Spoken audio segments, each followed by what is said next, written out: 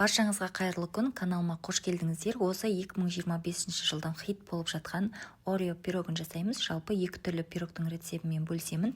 Бірінші творожный пирог жасаймыз. Електен өткізілген ұнымызға қант, қопсытқыш салып жақсылап араластырамыз. Және де салқын сары май қосып крошки жасаймыз.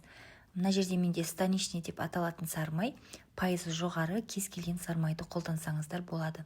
Жақсылап дәл видеодағыдай сары май мен ұнды араластырып крошки жасаймыз. Одан кейін бір жұмыртқа қосамыз. Менде көлемі үлкен бір жұмыртқа.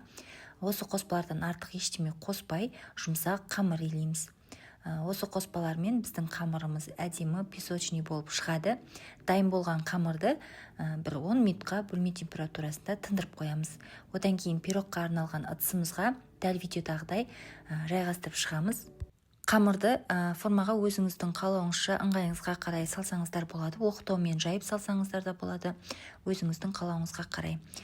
Келесі кезекте салмасын дайындаймыз. Салмасына бізге 9%-ық творог қажет болады. Оның үстіне кәдімгі дүкеннің 20%-дан жоғары болған қаймағын қосамыз, қант қосамыз, және де жүгері крахмалы 2 жұмыртқа қосып, міндетті түрде блендермен жақсылап араластырып алыңыздар. Ал венчикпен араластыратын болсаңыздар, біздегі творог жақсы араласпай қалуы мүмкін. Сол себепті блендер қолдануға кеңес беремін.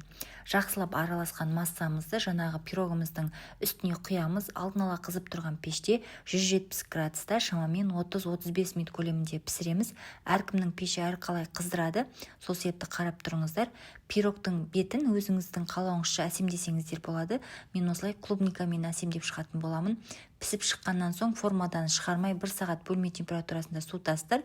Одан кейін тоңазытқышқа 2-3 сағатқа салып қоясыздар. Сол аралықта формасы жақсы ұстайды. Енді біз Орео пирогын жасаймыз. Ұн, какао, қант, қопсытқыш барлығын осы бір ыдыста жақсылап араластырып аламыз. Оның үстіне сары май қосып крошки жасаймыз.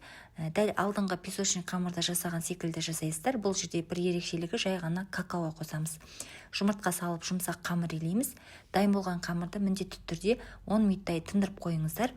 Одан кейін формаға жаңағы бірінші пирогтың формасын жасаған секілді жасап аласыздар. Оқтаумен жайып формаға салсаңыздар да болады. Өзіңіздің ыңғайыңызға қарай жасай бересіздер.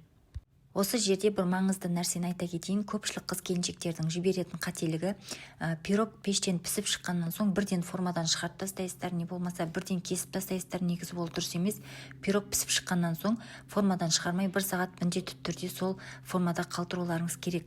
Одан кейін барып тоңазытқышқа 2-3 сағатқа қалдырасыздар. Асығыс болмасаңыздар 1 күнге қалдырсаңыздар болады. Сол кезде ортасындағы салмасы қатады, кескен кезде бөлектеніп кетпейді қыздар. Сол жағына мән беріңіздер. Енді Орео пирогының салмасын дайындаймыз. Қаймаққа қант қосамыз, жүгері крахмалы және де жұмыртқа салып, жақсылап венчиктің көмегімен араластырып аламыз. Сонымен қатар міндетті түрде Орео печеньесін ұсақтап турап, осы салмасына қосып жіберіңіздер, араластырып пирогымыздың үстіне құямыз. Және де пешіңіз міндетті түрде алдын ала қызып тұрған болуы қажет. 170 градуста шамамен 30-35 минут көлемінде пісіреміз.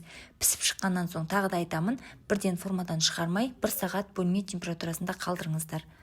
Құрметті көрермендер, керекті грамдарының барлығын осы видеоның описание бөліміне жазып қалдырамын. Сол жерден қарасаңыздар болады.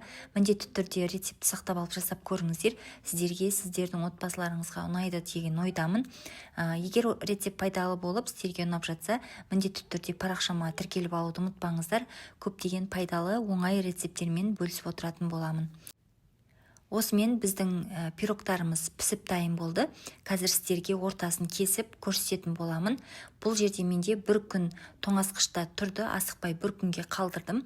Қарасаңыздар, ортасы әдемі, формасын жақсы ұстаған. Міндетті түрде қыздар жасап көруге кеңес беремін. Керекті грамдардың барлығын осы видеоның описание бөлімінен қарап алсаңыздар болады. Сіздермен болған әсел, барлықтарыңызға рахмет.